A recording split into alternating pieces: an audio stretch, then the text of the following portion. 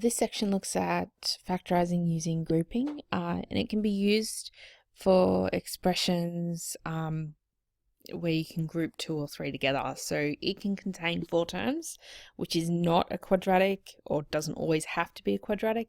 It might be a cubic. So example B that we look at is a cubic. But yeah, so the method is factorize using grouping. So the first step of this is to group by bracketing the first two terms and then the last two terms. So by that I mean like these two terms here and then bracket these two terms here.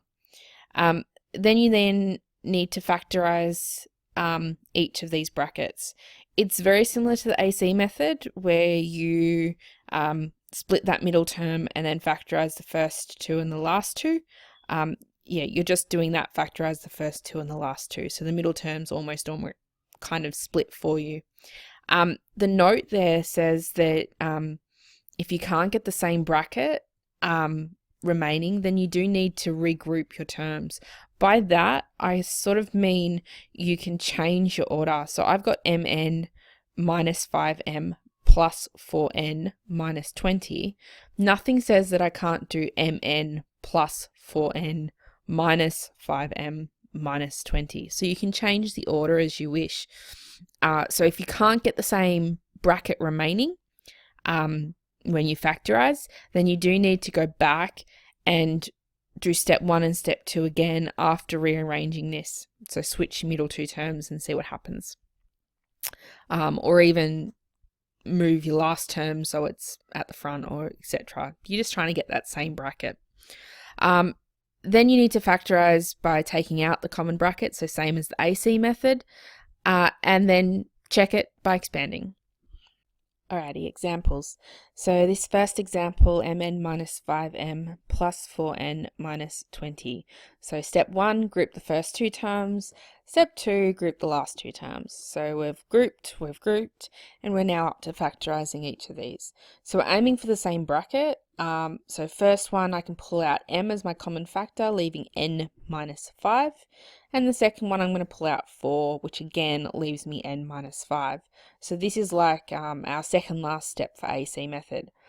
We're going to pull out n minus 5 as a common factor. So I get out first bracket n minus 5. And then what's left is my second bracket, so m plus 4. And that's my end answer. Next example, so note here I've got my first two terms and my last two terms. I'm keeping that minus with the 3x. So these two are grouped together. They're one thing. And I'm going to put a plus in between. So it's now x cubed plus 4x squared in a bracket plus negative 3x minus 12. So that's my second bracket. Again, I'm up to factorizing, and I can pull out a common term of x squared from the first one and pulling out negative 3 from the second. This leaves me with two brackets, and both of those brackets are x plus 4, so I'm good. I don't need to rearrange. And I can now pull out x plus 4 as the common bracket, I suppose, or factor. When I do that, I am left with x squared minus 3, which becomes this bracket here, and that is my end answer. So I'd red box that. What I haven't done yet is actually check these solutions. So I haven't done step 5. I'm just going to do it at once. So there's a few ways to do it. You can type the word factor and then actually type in your original expression. So this one here, which is what I'm doing currently, and that's going to give me out this result here. So that's correct. And I can do the same thing for the other one.